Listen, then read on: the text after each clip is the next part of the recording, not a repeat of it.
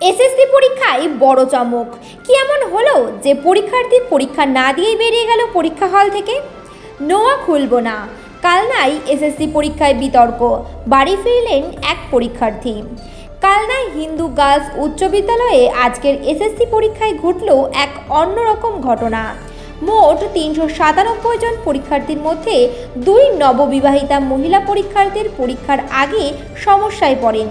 নিয়ম অনুযায়ী পরীক্ষা হলে প্রবেশের আগে জানানো হয়েছিল কোনো ধাতব জিনিস সঙ্গে রাখা যাবে না, তাই বিবাহিত মহিলাদের হাতের নোয়া ও পলা খুলে পরীক্ষা কেন্দ্রে ঢোকার নির্দেশ দেওয়া হয়। কিন্তু সেই নির্দেশ মানতে অস্বীকার করেন দুই পরীক্ষার্থী। তাদের মধ্যে একজন শেষমেশ নোয়া খুলে পরীক্ষা দিতে রাজি হলেও অপরজন সরাসরি কেন্দ্র থেকে বেরিয়ে সোজা বাড়ি ফিরে যান। ওই পরীক্ষার্থীর প্রশ্ন, সধবা মেয়েকে কেন নোয়া শাখা সিঁদুর খুলতে হবে? ওনাদের বলেছেন কিছু? আমি বলেছি তো যে আমার এক মাস হয়ে গিয়েছে, আপনি চেক করে দেখুন যে নোয়াটার মধ্যে কি আছে, প্লেন লোহার নোয়া থেকে কি আছে। ওনারা কি বললেন আপনার উত্তরে? খুলতে হবে, মেটাল ডিটেক্ট করছে মানে খুলতে হবে। এতে কি আপনার পরীক্ষায় কোনো চাপ পড়বে? আমি পরীক্ষা দেবই না।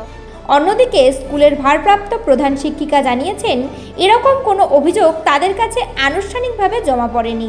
কয়েকজন পরীক্ষা না দিয়ে ফিরে গেল, লোহা খুলতে বলা হয়েছে বলে।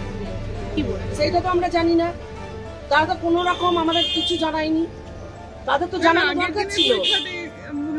দেখুন আগের দিন কি করেছে, কাগজও তো কিছু নেই, যা বলছে কাগজও কিছু নেই, আজকের কাগজও কিছু নেই। কাগজের কথা আমাদের যা বলছে সেইটাই।